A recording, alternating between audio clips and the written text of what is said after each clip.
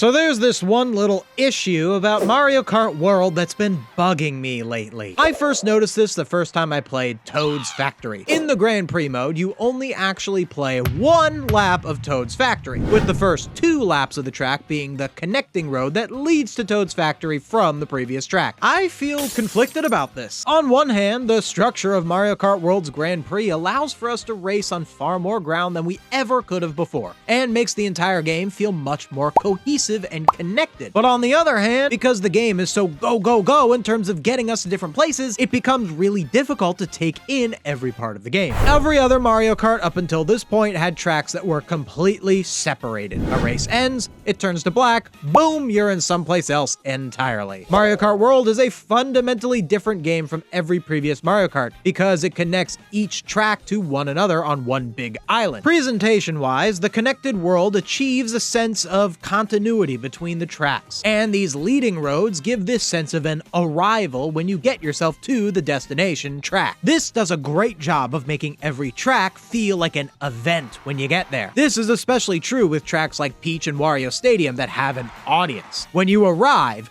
you really feel like you're turning up to the big race, and that feeling is accomplished because of these track connections. But this connected world doesn't just affect how the game is presented, it affects how it's played as well. In the Grand Prix mode, which is pretty much the de facto main way to play Mario Kart, each of the 4 Grand Prix tracks are connected to the map, and as such, the 2nd, 3rd, and 4th tracks all begin at the end of the previous track. This means that only the first track in each cup is a proper 3-lap track, with the other 3 tracks being more like those long segmented tracks from previous Mario Karts, like Mount Wario or Mario Kart 7's Rainbow Road. Now look, I love segmented tracks, and I actually felt like there were far too few segmented tracks in both Mario Kart 7 and 8, but I feel like I got too much of what I wished for. Proper 3 repeating lap tracks are, in my opinion, still important to Mario Kart, and Mario Kart World kind of pushed them to the side. Races go by pretty fast. Well, they go pretty fast if you aren't being bombarded by shells, am I right? But because racetracks go by pretty fast, you probably aren't going to take in just about every part of the gameplay as you race. You also may make mistakes in the first lap, and you'll find yourself not making that same mistake in the 2nd lap. Or you might have access to an item that will make one lap go better than another. These are important aspects of Mario Kart gameplay that we miss out on for about 3/4 of our Grand Prix experience. On the other hand, more is better. It's obviously a lot easier to design one track and make the player race around it 3 times. It's clearly a lot harder to design 3 separate laps rather than design 1 lap and repeat it. And that does give a lot more variety for the player to engage with. The connecting parts of each track are also more simple than the main tracks themselves. You can even look at the map for most of these connecting tracks and see that there are a lot more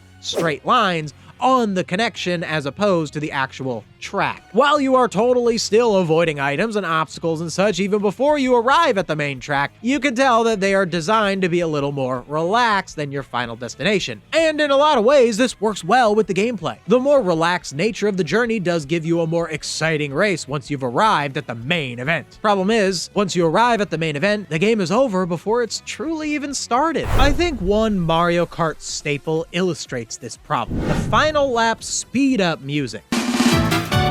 I'm sure you've all noticed this, but on standard 3-lap Mario Kart tracks, the first 2 laps play the music at normal speed, while the final lap plays a sped-up version of that same music. This subtle musical change has a drastic effect on how we as the player feel when we get to the final lap. It makes it known to us that the stakes are higher, the chaos is more chaotic, and that things are ramping up. When it comes to tracks like Toad's Factory, the music doesn't speed up on that final singular lap you race on. How could it? We haven't even heard the normal version of the song yet. This makes it not feel like a final lap at all. And when it's over, you might find yourself going, "That's it?" The solution to this problem is obvious. The game should have had you race 3 laps of the main track after you finish the connection track. Or the final destination track should have been designed similar to a 3-segment track and been longer. There are 2 reasons why I think the developers didn't go in this direction. One that's obvious that you may be able to guess, and another one that you might not have considered. The first reason they didn't design the Grand Prix this way is because it would have made the Grand Prix experience more time-consuming compared to past Mario Kart. The developers are going for a very wide audience, and I'm sure they were concerned with losing the attention of players if they made them go all the way through the connecting track only to have them play another full 3 laps. The other reason I think they didn't design the Grand Prix this way is because if the destination track consisted of 3 laps, gameplay-wise, the connection kind of wouldn't matter. Think about it. With the way items are distributed in Mario Kart, 3 laps is a lot of time to catch up, no matter what place you're in. If these tracks had 3 laps on top of the initial connecting tracks, so much racing has happened since you started the race that it basically doesn't matter how good or bad you raced in the connection, since you have such a good chance of catching up. Even with these 2 issues in mind, I still think that having you play 3 laps after the connection would have been the right choice. I don't think it would have turned off too many casual players to play the game for a few more minutes each race. And since the connections are already more simple than the main race,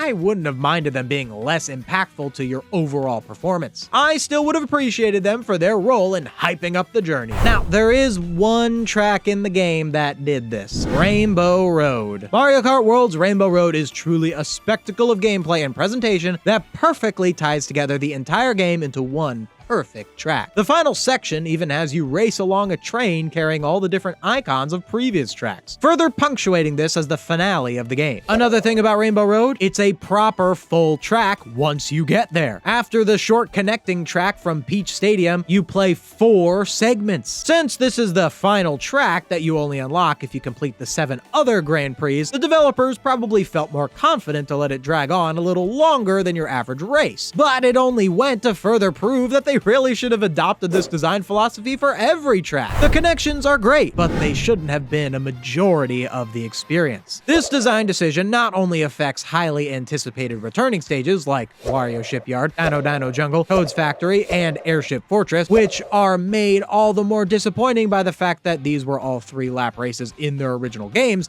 and we're used to playing them that way, but it also negatively impacts brand new stages as well, like Great Block Ruins, Dry Bones Burnout, and Boo Cinema, which all really would have benefited greatly from a little more time spent at their destination. Now, you might be yelling at the screen now saying, "Hey, bub, you can play all these tracks as a 3-lap version, both in the Versus mode and online." And that is correct. In Versus mode, you can pretty much play however you want. In fact, not only are you able to play 3-lap versions of any track, but you can also do any sort of combination that you would like as long as the tracks are close enough to each other to have a connecting track. But you know what you can't do in Versus mode? A connecting track followed by a 3-lap track. Which is strange, because this would have been an ideal place to have us do that. Perhaps they didn't want to put that in because they didn't want people to play it and wish that they did that in the Grand Prix even more. You can get proper 3-lap races in the online mode, but not super often. The way that online works is similar to Mario Kart 8, where you vote for one of 3 stages, or you can vote random, which will select a random stage that doesn't have to be one of the 3 available. One difference in World's online selection is that the tracks you vote for are usually connected to the track you just raced on. Sometimes it puts up a separate track, which allows you to just vote for a 3-lap track, and if it selects random, it will always select a 3-lap version of one of the 30 tracks in the game. Honestly, this is kind of the best you can ask for.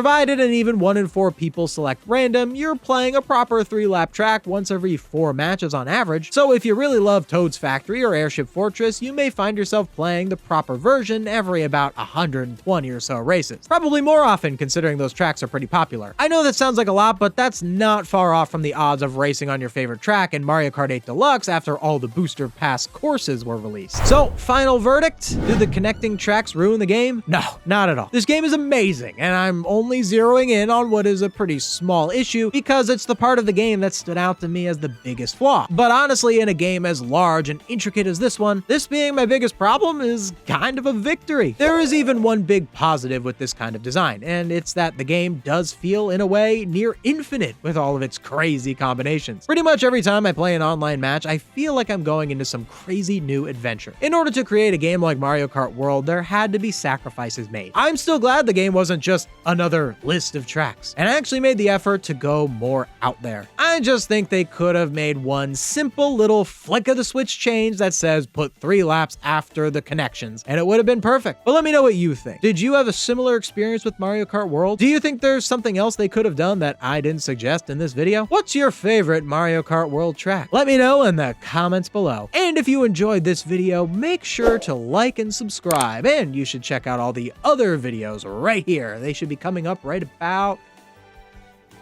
Hello? Other videos. Where did they go? Oh, there they are. Hey, yeah, check these out. They're really something. That's all for me. See you next time.